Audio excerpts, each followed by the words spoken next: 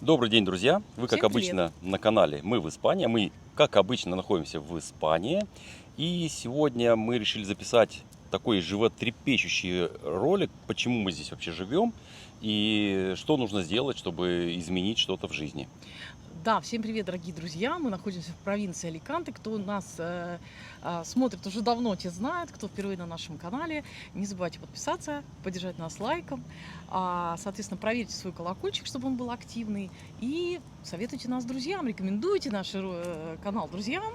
Нас станет больше, и общение наше станет более, наверное, широкое, более интересное. Ну а сегодня, как Алексей сказал, я хочу задать ему вопрос.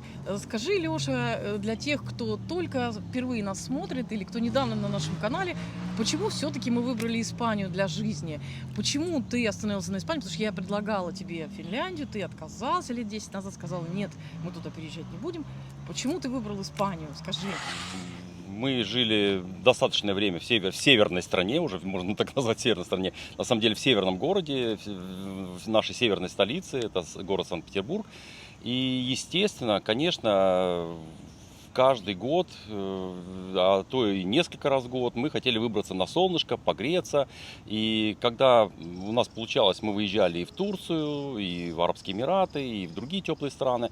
И всегда мы, когда возвращались обратно, было такое ощущение, что вот где-то там все время праздник целый год, целый день, и ты приезжаешь в свою нору, забираешься в свою квартиру, и получается, что ты ждешь либо следующей поездки, либо лета, чтобы провести, опять же, весело и замечательно свое время, свой досуг, и поплавать, соответственно, в бассейне.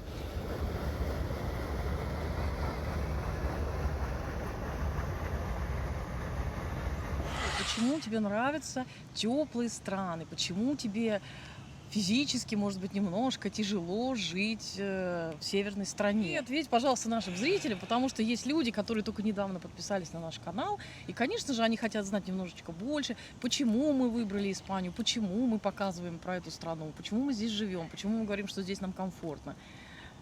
Ну, я открою тайну. Естественно, каждый человек, когда говорят, вы не хотите на родину. Вот я себе нашел свою родину, потому что я родился в теплой стране, в республике Таджикистан, в Советском Союзе, в городе Кулябе. И если мы проведем широту, то вот сейчас мы живем примерно на той же широте, на которой находится город Куляб. И, естественно, я нашел здесь то место, где я жил. Я, как любой человек, который родился на юге, все мечтают съесть дыньку, арбузик, причем не только летом, но еще и зимой. И, соответственно, конечно же, фрукты, овощи, погода, природа, все это навеивает на мысль, что хочется весь год проводить в таком ритме, весь год можно куда-то там ходить, путешествовать, бродить, не обязательно, конечно, меня поправят, скажут, что у нас зимой тоже хорошо, можно ходить на лыжах, все. Ну, друзья, одно дело зимой на лыжах, а другое дело, когда ты в шортах можешь находиться целый круглый год.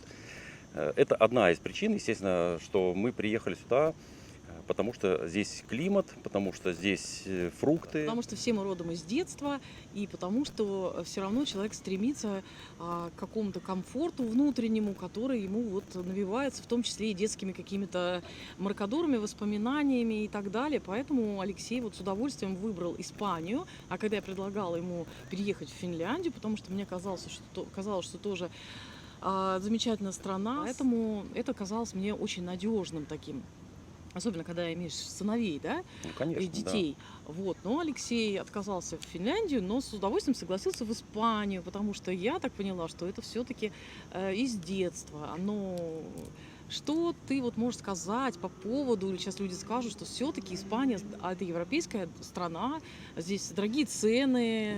Как ты вот при переезде из Питера в Испанию, насколько нас шокировали цены или не шокировали? Ну, как раз таки Испания нас особо не шокировала ценами, потому что когда мы переехали, даже какой-то, ну, самый первый год жизни, мне даже показалось, что мы здесь меньше тратили. Вообще, в целом, мы меньше тратили на проживание средств. Может быть, да, больше мы тратили на коммуналку, может быть, какие-то там вкусности покупали, которые были дороже. Но в целом все наше питание, если сложить ту одежду, те шубы, которые нам здесь не нужны, и зимняя резина на машины, на которые мы ездили, то, естественно, в целом здесь уровень жизни выше, а стоимость проживания ниже. Люди очень часто еще нам пишут, что ну зато у вас там безработица, зато у вас там право на работу дается только через 5 лет. Вот нас это пугало вообще, мы когда переезжали. Не, ну, естественно, когда человек переезжает, он готовится, и ты головой думаешь, что В том числе когда... и финансово. Финансово, конечно. То есть мы ехали, естественно, мы прекрасно знали, что у нас не будет возможности 5 лет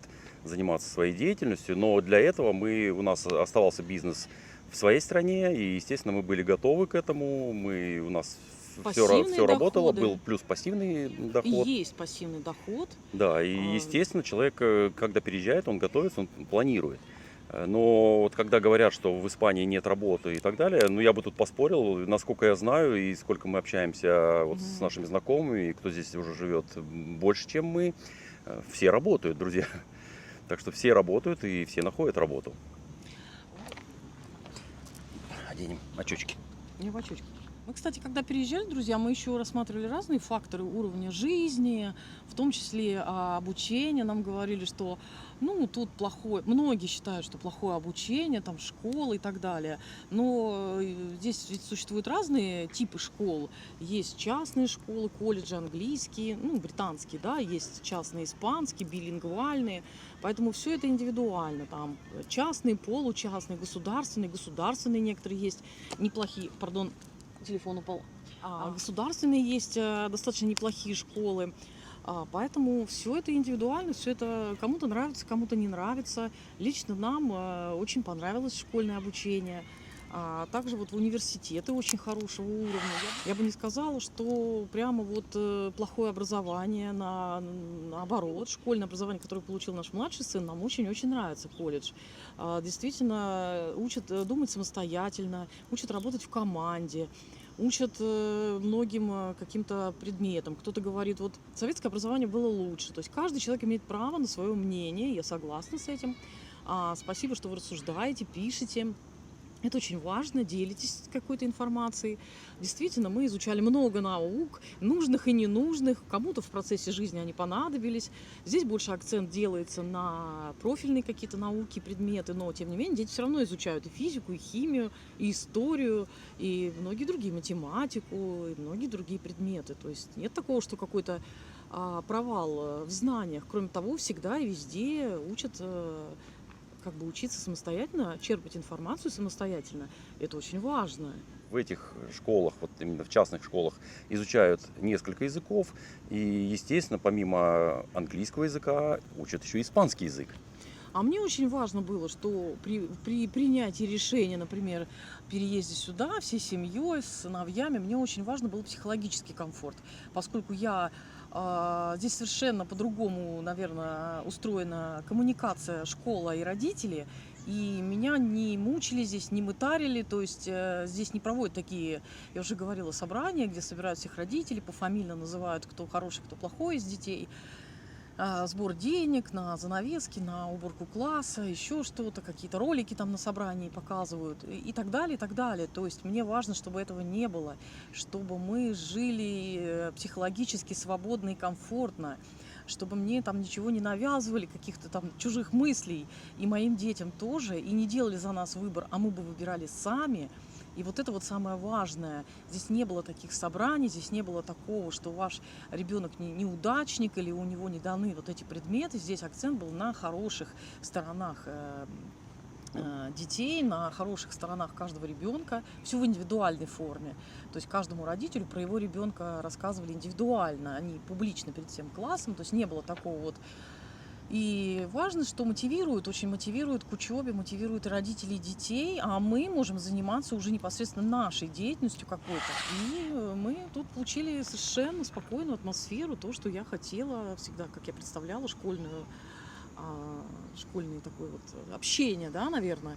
То есть не было такого вот прессинга и какой-то тяжелой психологической атмосферы. Все были счастливы, наверное. И мы счастливы, и дети тоже получали хорошую как бы атмосферу. Ну, вот мое такое мнение, например. Даже такие моменты в школе были, вот, ну, если мы вспомним нашу школу, да, ваш сын не выучил урок, он бездельник, ставим 2. Здесь стимулирует к тому, что человек, даже получив плохую оценку, он все равно стремится ее улучшить. То есть ты молодец, ты уже готовился, ты старался, но чуть-чуть не дотянул. В следующий раз обязательно ты получишь то, что ты хочешь, и достигнешь того уровня, к чему ты стремился.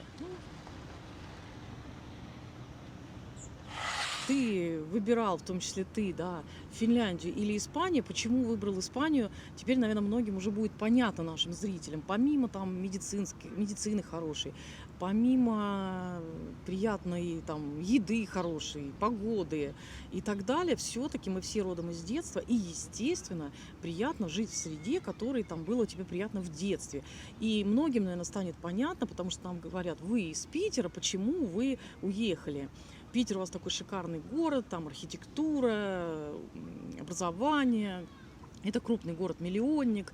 Почему мы уехали? Ну вот в том числе и потому, что человек, когда родился в южной теплой стране и прожил там на хороших таких вот условиях, фрукты, солнце, горы, воздух, экология, да, и человек приезжает в северную страну, он, может быть, там через какое-то количество времени хуже себя чувствует, и загазованность, и все вот это так ощущаешь, и хочется снова в солнечную страну, где ты больше эндорфина, гормона счастья, ты живешь. Конечно, вот активный образ жизни, больше солнечных дней. И определяющим фактором было в том числе и это. То есть я хочу, чтобы люди понимали, которые вышли на наш канал, задают такие вопросы: почему же вы переехали все-таки? Вы же там в миллионнике жили, тем более недалеко Финляндия. Вот, поэтому, наверное, одним из важных факторов было то, что все мы родом из детства. Да, я это уже 3 раза сказала. Ты все-таки, наверное, человек из южной теплой страны, и вот это вот навеяло какие-то мысли Алексею. А мы, конечно, согласились, потому что нам тоже было комфортно, когда мы сюда ездили. Но я всегда говорю, что отдыхать и жить — это разные вещи. Когда вы приезжаете жить сюда, нужно снять розовые очки и быть готовым к тому, что будут какие-то трудности финансовые, языковые, я не знаю, с работой и прочее, прочее. То есть нужно иметь подушку безопасности, нужно готовиться финансово, морально, выучить язык на каком-то хотя бы маломальски уровне. Ну и быть готовы, да, к трудностям, начать все сначала.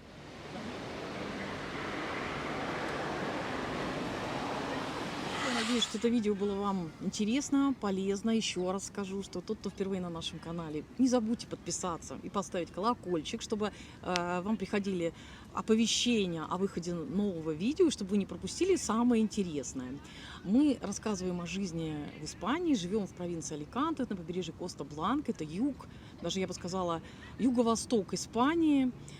Путешествуем по Испании, ездим, посещаем разные места, выставки, стараемся все показывать честно на своем канале, ничего не рекламируем, но и не отговариваем никого ни от чего.